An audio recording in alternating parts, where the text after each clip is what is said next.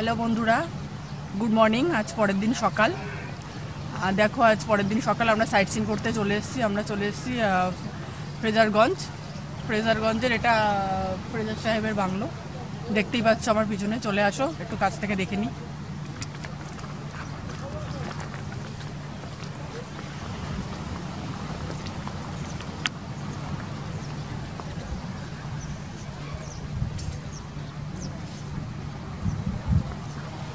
বন্ধুরা, কালকে সন্ধ্যাবেলার পর আর নাইটে দেখাতে পারিনি, শরীরটা খুব টায়ার্ড ছিল, তাই আজকে সকাল থেকে আবার ব্লগটা শুরু করলাম। এই হলো ফ্রেজার সাহেবের বাংলো, দেখতেই পাচ্ছ। ভেঙে একদম আর কি জরাজীর্ণ অবস্থা, গাছটা টুটে গেছে, বট গাছের ঝুড়ি টুড়ি উঠেছে।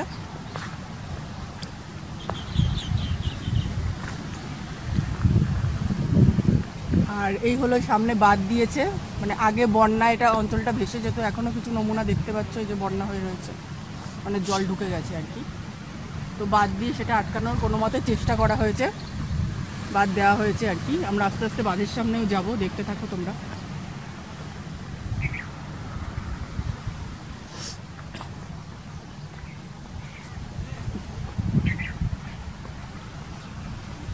এখন সকাল 6:50 বাজে।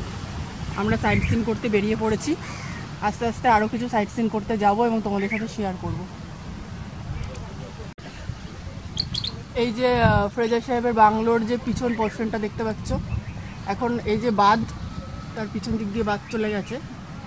বাঁধের এখন কনস্ট্রাকশন চলছে, এখনও কাজ শেষ হয়নি। আগামী দিনে হয়তো আরও ভালো উন্নতভাবে বাঁধ দেওয়া হবে।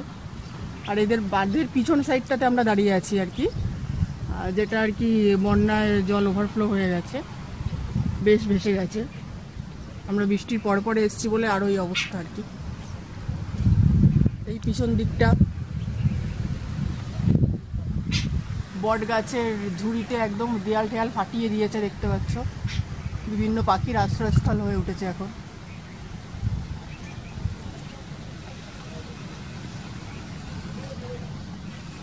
এটা হলো ফ্রেজার সাহেবের বাংলোর পিছন সাইডটা, একদম জরাজীর্ণ অবস্থা। আমরা একটু চেষ্টা করব ভেতর দিকটাতে ঢোকার, দেখি কতদূর পারি।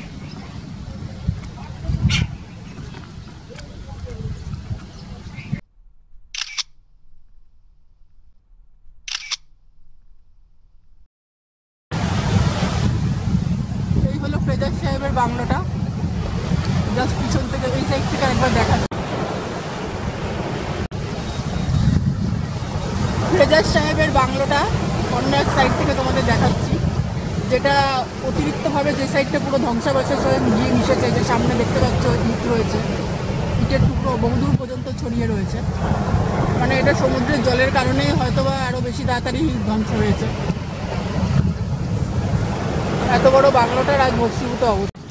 দেখো বন্ধুরা, তোমাদের যে মন্দিরটার কথা বলেছিলাম, যার পিছন সাইডটা তোমাদের দেখালাম, এই হলো তার ফ্রন্ট পোর্শন। ব্রহ্মা বিষ্ণু মহেশ্বরের মন্দির, দেখতেই পাচ্ছ।